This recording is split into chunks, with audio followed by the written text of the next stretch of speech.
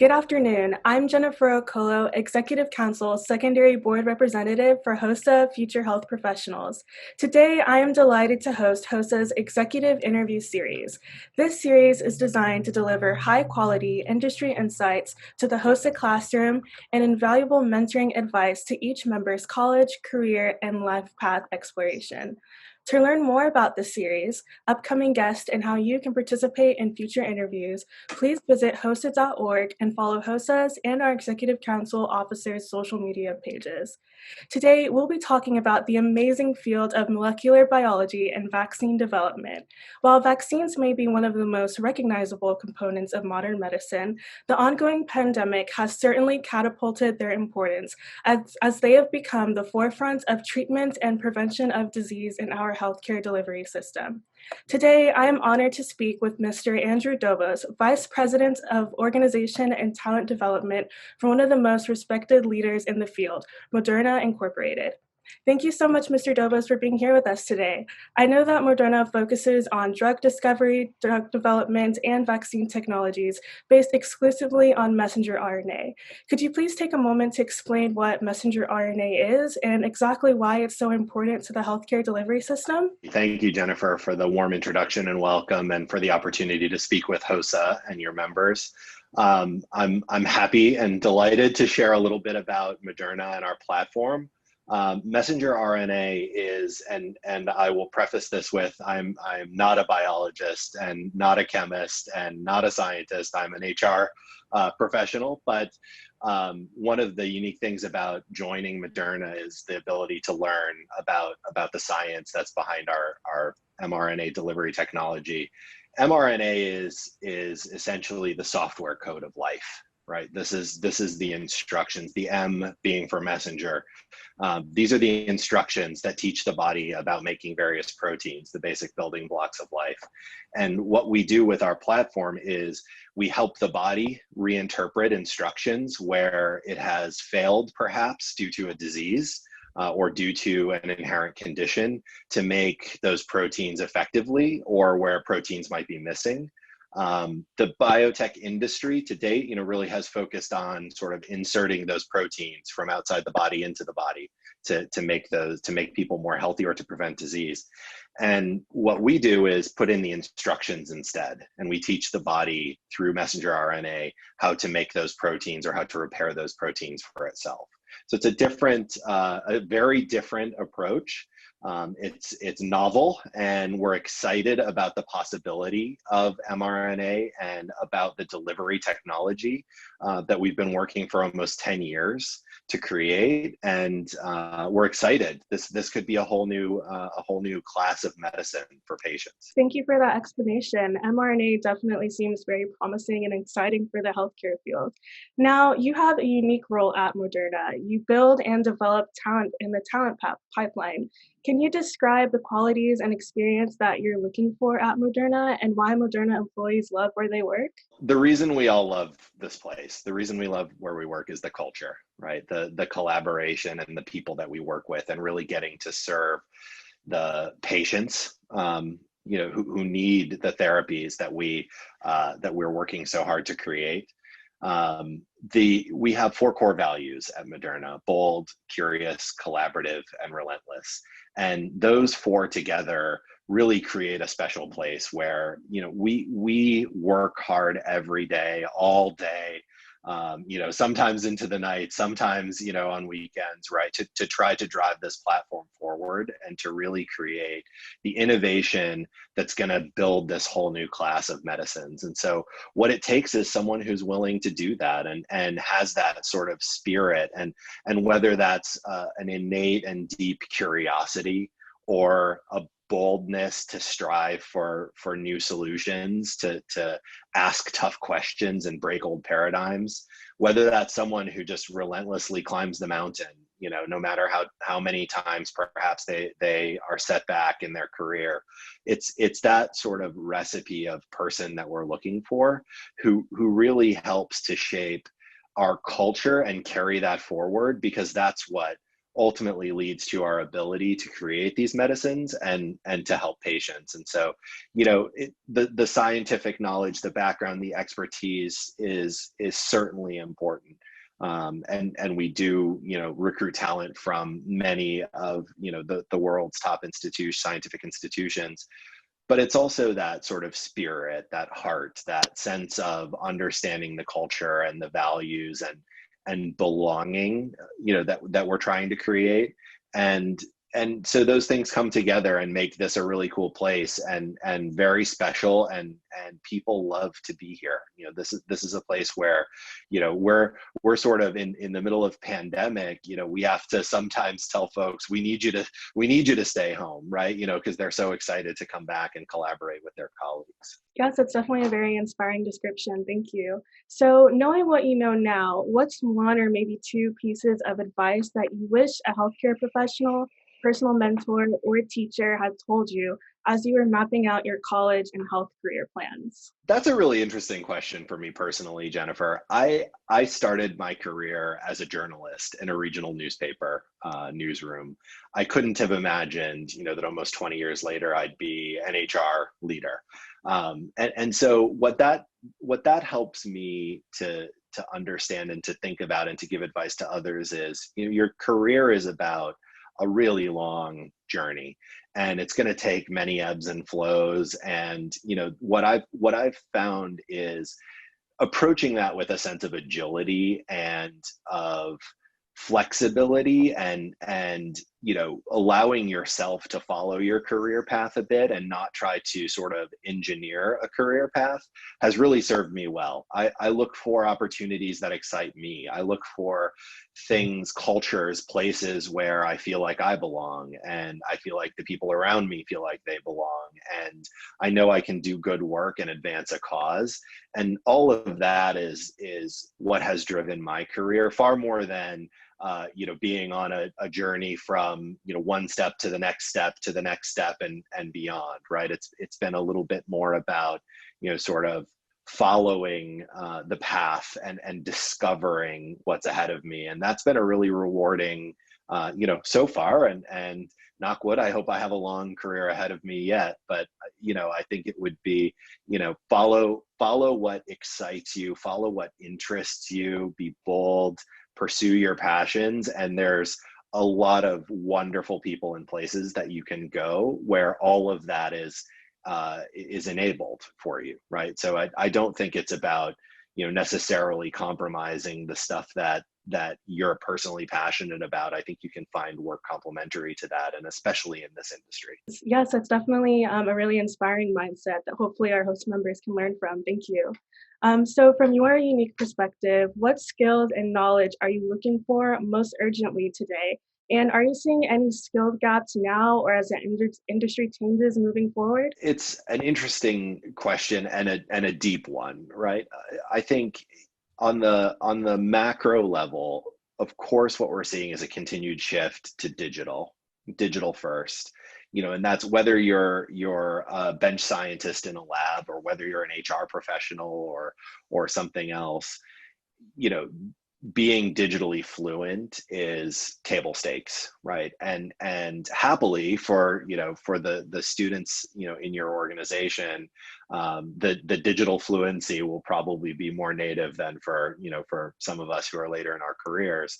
But what I'm seeing is, regardless of role, background, specialty, expertise, being able to be digital, right? Digital first, thinking through how data can move around a system, and how data from one lab perhaps, or one experiment, informs an entire manufacturing process and to a final drug product.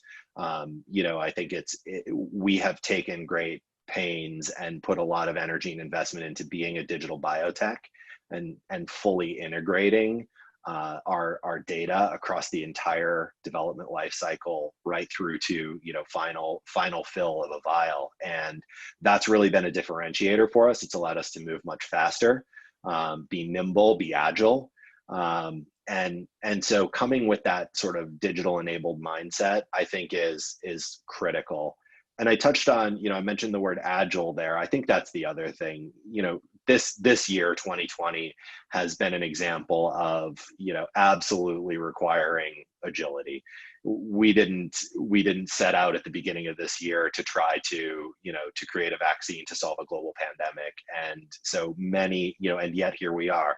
And so many of our folks have had to be very nimble, reprioritize, shift their focus, and so that's not necessarily a hard skill, right? That's a bit of a soft skill, but I think the importance, the criticality of being comfortable in ambiguity and navigating an agile world, and this we can measure in months, now to today where we stand, the duration of this pandemic and the way that it's changed the world has demonstrated the importance of agility, I think. And I don't think that's going to change or go back. I think that's the mindset we all need to have. And I know that your role at Moderna deals with attracting and retaining top talent, but why do you think it's important for healthcare professionals and organizations to support future health professionals like our HOSA members? It's so important, Jennifer. It's so important because the pipeline coming into organizations like ours is not full enough, right? I think that many of my counterparts across this industry and many others would tell you, we need to work harder at the very earliest stages of the pipeline. We can't simply sit and wait, for folks to show up on our doorsteps. The competition is tough. The market for talent is fierce, and so we need to be active in building the earliest stages of that pipeline, right? And so the things that we're doing now, making investments in organizations like this and partnering with STEM education programs at the high school level to ensure that we have folks coming into the early stages of the pipeline at a volume that will support the future growth of our industry and our organization specifically is just so important. And personally for me, but also I'm happy to work at an organization where we fundamentally believe that not only do we need to make those early pipeline investments, but we need to make sure we're doing so equitably. And so we've made some investments, partnerships with STEM education programs, particularly targeted at underserved communities, because the next scientist could come, who breaks the mold and creates the next radical innovation for our company could come from anywhere, and we need to be everywhere and make sure that we're building that early stage pipeline. So I'm particularly passionate about this. I think the more that we can do to get to classrooms, to get to students, to help them understand the mission and the work that organizations like ours do, the better for the future. Yes, it's definitely great to hear. As a student myself, it's definitely reassuring to hear that companies are so dedicated to enriching students in the future. So as you may know, HOSA has over 255,000 members across the United States and around the world.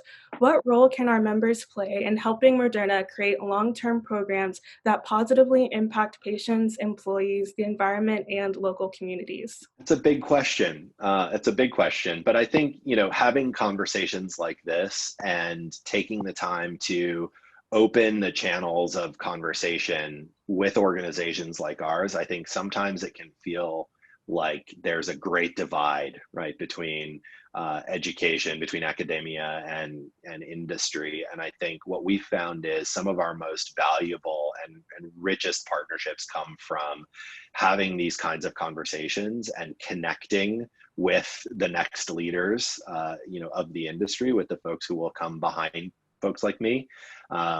Is the best thing that we can do, and be honest with us and give us feedback about where we can make smart investments, where we can help shape the conversation, if it's a policy thing, if it's an education thing, if it's a training thing. We can do a lot, as organizations, I think, as industry collectively. And, we tend to, I think, sometimes lead that conversation. We think we know what we need, but also, we're not the folks who are going to lead the next generation of this industry. And so I think, maintaining a healthy dialogue like this is probably one of the best things that we can all collectively do to ensure that we have the right development pipelines in place, and that the opportunities, to join industry to make a mark, exist when students are ready for that. Thank you. And so, through my experience in HOSA, I've become fascinated by the topic of medical law and ethics. So, how has the current pandemic affected issues of medical law and ethics for Moderna specifically? It's certainly a timely question, and one that we could probably spend a lot of time talking about. As I was reflecting on this, I think we've seen as a society ethical questions raised throughout the duration of this pandemic, right? It's disproportionately affecting communities of color. It's disproportionately affecting, poorer, lower socioeconomic communities.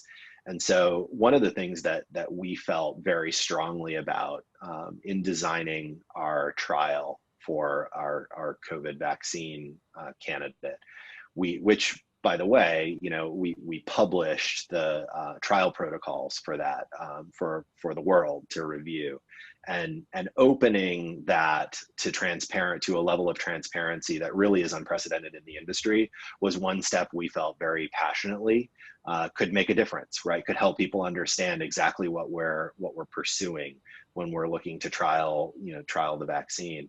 We also took an intentional 1-week slowdown of our trial as we were monitoring the different populations that were represented in the trial. We were finding we simply weren't recruiting enough from diverse communities who are disproportionately affected by the disease. And so, we could certainly have decided to move ahead and hope to fix that.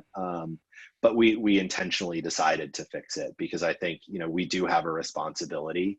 Ultimately, our mission is to create medicines for patients, and you have to create those medicines for the patients who need them. And we've seen this pandemic has given us a front seat view to how important it is to be intentional about that and to behave in a way that reflects really delivering that mission. So that's just a couple of quick examples of a really deep and intense sort of issue that you raise, and one that we're talking about every single day.